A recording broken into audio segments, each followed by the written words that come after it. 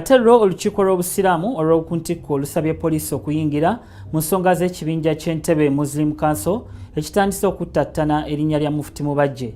Ssaabawandiisi wa Uganda Muslim Supreme Council Ramadhan Mugalu agamba nti Mufti Mubajje talina nsonga zonna mu nsonga ez'ettaka. Ebisingawo katubifune mbujjuvu.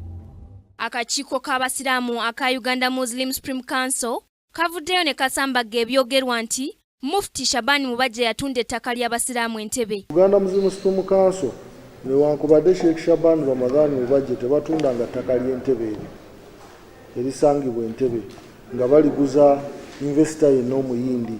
Kino kiddiridde agamu ku mawulire okufuluma sabbiiti ewedde nga galaga nti Mufti wa Uganda Shabani Mubajje yatunda ettaka ly'abasiraamu.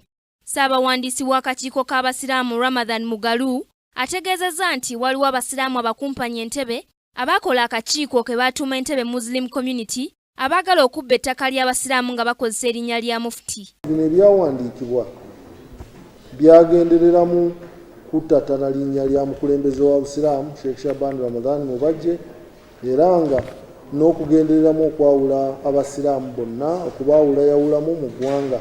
Ebyo baayogera si bituufu. Mugalu agamba nti ettaka lino lyaweebwa abasiraamu President Idi Amin Dada mu 1971 oluvannyuma lw'okugoba abayindi abaali bannannyini lyo, kyokka ne balwawo okukyusa amannya g'ettaka lino gazza mu ga Uganda Muslim Supreme Council era ne litwalibwa Custody Board. Kigambibwa nti omuyindi yali nannyini ttaka lino yakkiriziganya n'akakiiko k'Entebbe Muslim Community era ne kamuwako ekitundu ku ttaka lino ate nga si ke kaliinako obuyinza. Waliyo akabiina akavuddeyo nga keeyita Entebbe Muslim Community nga kaagala kunyaga ttaka ly'abasiraamu nga keerimbise mu kibiina ekyo.